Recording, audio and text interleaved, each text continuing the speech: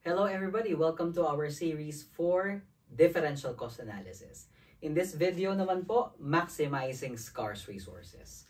Kung unlimited ang ating mga resources, edi mag-produce na lang tayo na mag-produce. Pero same sa sinasabi ng economics, ang resources natin ay scarce, no? So hindi natin magagamit talaga lahat on an unlimited way. Kasi scarce nga po yung resources natin. So, ang kailangan natin gawin is, we have to maximize any resources that we have, no? Any resource man na meron tayo, let's make the good use of it, no? Paano naman po siya on management accounting and paano natin i-apply on cost principles yung ganito? Okay, the basic principle in maximizing scarce resources is always allocate your scarce resources based on anong product yung makapagbibigay sa'yo ng mataas na CM on every unit of scarce resource. Uulitin ko ha, piliin mo or i-prioritize mo yung product na makakapagbigay sa'yo ng mataas na contribution margin kada unit ng scarce resource na meron ka. Okay? Para mas nagagamit natin yung resources natin sa products na may mataas na CM na maiko-contribute dun sa scarce resources na ginagamit mo. Okay, that's the basic premise in maximizing scarce resources. Let's use this problem. Minji Company can produce any of the three products A, B, and C within its current production. Ngayon, ang meron siya, heat treating equipment, 400 hours available during any given month.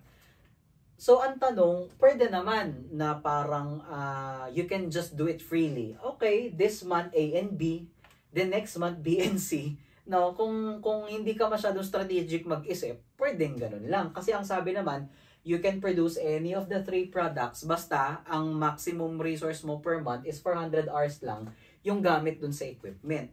Pero, dahil strategic cost management ito, we have to think strategically.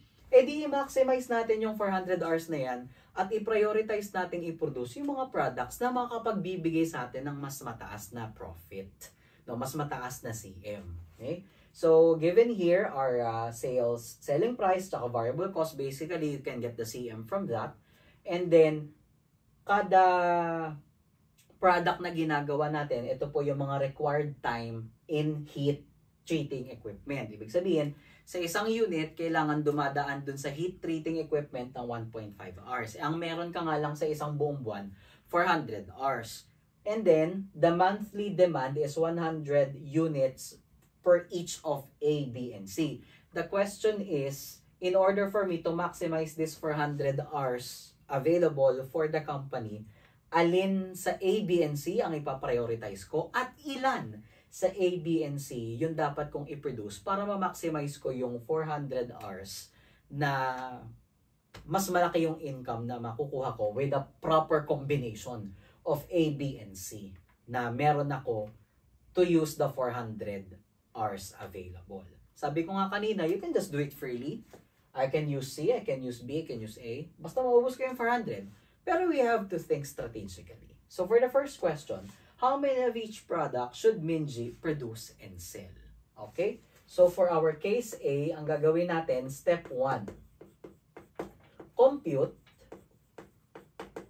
for the contribution margin per scarce resource. Bakit tayo magaganito? Kasi gusto nating malaman sino ba or anong product ba yung mataas ang CM sa isang unit ng scarce resource. Ano ba yung unit of scarce resource natin dito? Yung number of hours. So sino yung may pinakamataas na CM per hour?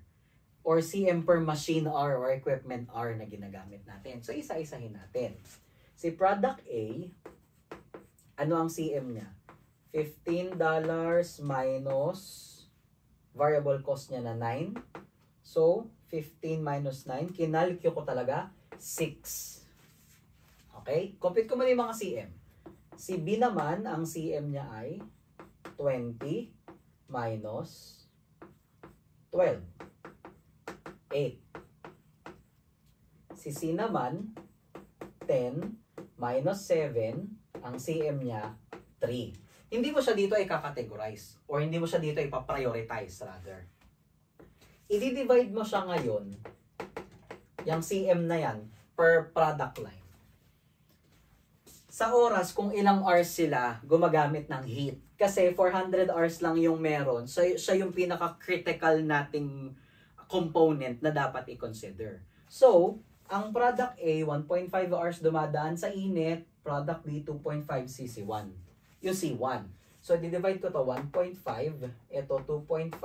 Ito 1. Okay? So, the CM per scarce resource, 6 divided by 1.5, that is $4 contribution margin per scarce resource. Hindi centimeter per square something, ha? Okay. Tapos, 8 divided by 2.5, that is 3.2 cm per scarce resource. 3 divided by 1, 3 cm per scarce resource. Mga kapatid, kapag ganito po yung scenario, ang atin pong ipaprioritize, sino po yung may pinakamalaking contribution ng contribution margin kada scarce resource na meron tayo. So, our first priority would be A. Our second priority is the pumangalawa sa kanya, which is B. And our last, kung meron pang matitira dun sa 400 hours, si C. Ganun po siya. Okay. Ngayon, kukumpute natin yung requirements. So, step 2, allocate the scarce resource. Yon. So, i-allocate na natin. Kanino kayang product mo pupunta? Lahat ng 400 hours? Di kaya? O di po kaya a combination of them? So, aalamin po natin.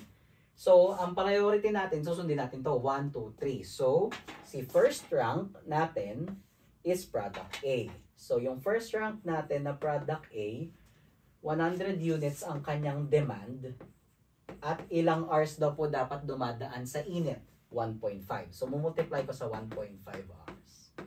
So, ang requirement sa kanya ay 100 times 1.5, 150 hours.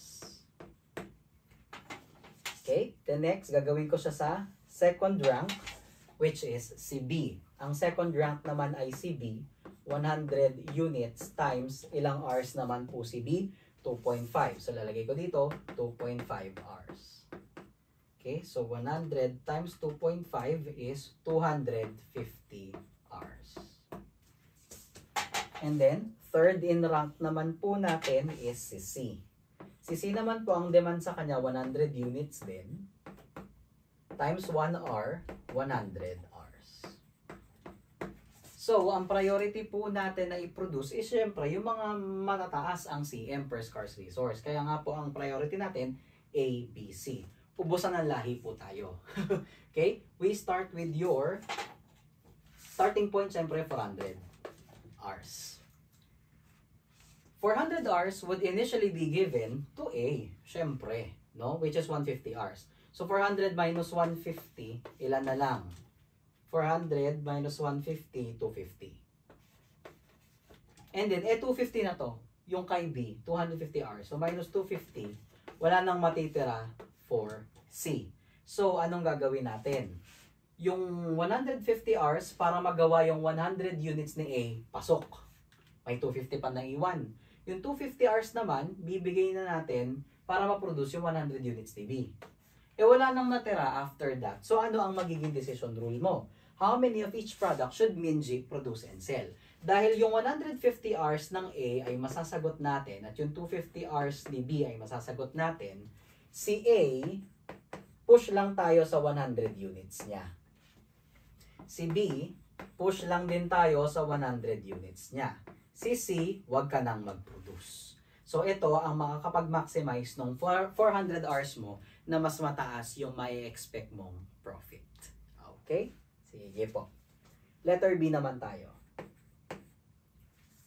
Sa letter B naman po, suppose the selling price of C increases to 12. So, hindi na siya 10, 12 na po ito. Okay? How many of each product should Minji produce and sell? Gagayahin lang din po natin yung nangyaring step 1 and step 2. Pero tignan natin kung may magbabago kasi what if the selling price of C will now be $12 instead of 10? Okay? So gagawin natin A, magkano ba CM niya? 15 minus 9. CM of $6. And then for B, 20 minus 12, that is 8. C, that is, hindi na po siya 10, 12 na po siya, minus 7, which is 5. Okay, 12 minus 7 is 5, right? Then, di-divide po natin sa ating number of hours in heat.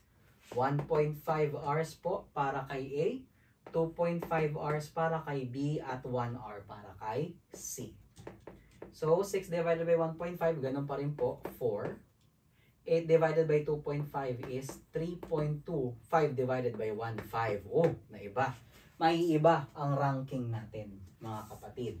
Okay. Sino na ngayon ang may pinakamataas na CM per scarce resource? Si C na po. Siya na po ang rank 1. Susundan po siya ni A na rank 2 natin kasi siya yung sumunod. Ang pinakamababa na po natin ngayon ay si B. Okay. So, kukumpitin na po natin na parang ganito. No? Rank 1, rank 2, at saka rank 3. Ang rank 1 po natin si C. So, si C na po ang ilalagay ko dito. Si C, 100 units ang demand niya at 1 hour lang siya ginagawa. So, 100 hours. Okay? Tapos, ang next in line natin sa rank 2, si A. So, si A naman po, 100 units at ito po si A, 1.5 hours po siya ginagawa. So, 150 hours.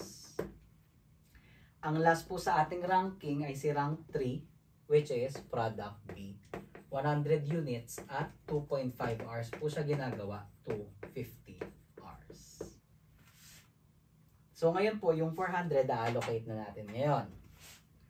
Yung 400 units, ang priority natin ngayon, si C. So, si C ngayon, minus 100, may 300 units ka pa. Ay, sorry, 300 hours. So, pasok na to. Pasok na to. Yung 300 hours, may 150 ka pa. So, bigay mo yung 150. 150, so pasok din ito. Kaso, ang meron ka na lang 150 hours. Sige, paggamit natin yan kay B. Pero ilan na lang. Okay? Tingnan nyo mabuti nangyari. Binigay natin yung 100 hours kay C kasi siya yung initial priority, 300 yung natira. Tapos kamo, 150 ang requirement kay A, binigay din natin 150 yung natira. Sige, yung 150 hours na natira, alam nga namang hindi mo gamitin, scarce nga yung resource, kailangan natin i-maximize, di ba? So gagawin mo, bibigay mo yung kay B. Ang requirement nga lang ni B, 250. 150 na lang to. So, hindi mo na masasagot yung 100 units. Hindi na kaya yan. Ang gagawin natin, ma-maximize na lang natin tong 150 hours. So, paano mangyayari mga kapatid? Kung 150 hours na lang yung ma-maximize natin kay B, edi i-divide natin siya ng 2.5 hours para malaman natin ilang units na lang yung pwede for B. So, ang gagawin natin, 150 divided by 2.5, ang lalabas, 60 units. So, anong decision natin? Si C, pasok 100 units. Si B, pasok 100 units. Si A pala, si A. Tapos, si B, hindi na yung 100. Yung natirang 150, kung 2.5 hours ginagawa isang unit, ang kaya na lang sa kanya, 60. So, 60 units. So, A 100, B 60, C 100. Okay? So, ganyan po ang example natin in maximizing scarce resource. Ano po ang takeaway natin dito? Lagi po natin kukunin yung contribution margin ng mga product lines natin, i-divide po natin sa scarce resource na ginagamit nila. Kung sino po yung product line na may pinakamataas na contribution margin, kada scarce resource na meron tayo, siya po yung ipaprioritize natin. Tapos mag-ranking ka po, yung pinakahuli sa ranking, siya yung maaari hindi na mabigyan ng allocation dun sa scarce resource or sa kanya yung tira-tira. Ayan po. Basta dapat ang ma-maximize natin as to our priority, yung may pinakamataas na CM per scarce resource. Maraming salamat po. Thank you for being with us today. Sana po marami kayong natutunan. Thank you and have a great day. God bless po.